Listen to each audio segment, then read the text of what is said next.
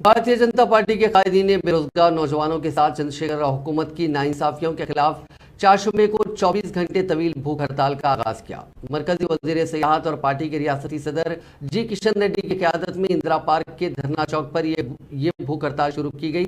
BJP के कौमी general secretary और तेलंगाना में इंचार्ज तरुण चुग के अलावा पार्टी के दूसरे कई कायदीन ने बेरोजगारों और नौजवानों के मसाइल की यकसुई में भारत राष्ट्र समिति की ज़ेर क़यादत चंद्रशेखर राव हुकूमत के रवैये के खिलाफ मुनज़्ज़म करदा एहतजाज में शिरकत की।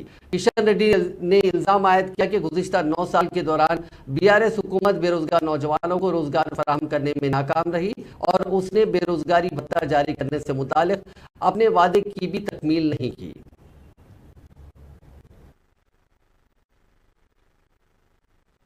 గత 9 సంవత్సరాల క్రితము తెలంగాణ ఉద్యమంలో నిరుద్యోగ యువత గిరిగీసి పోరాటం చేసింది.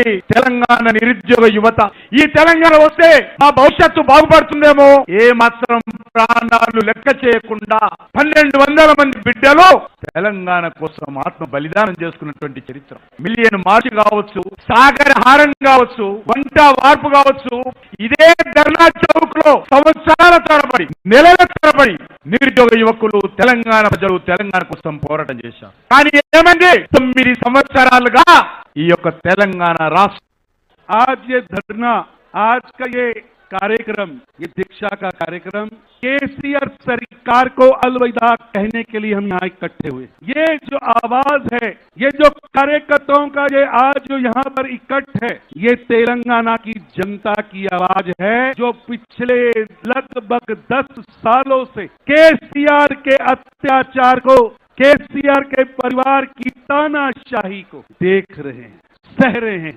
केसीआर साहेब, आपका कुटुंब दो हाथों से तेलंगाना को लूट रहा।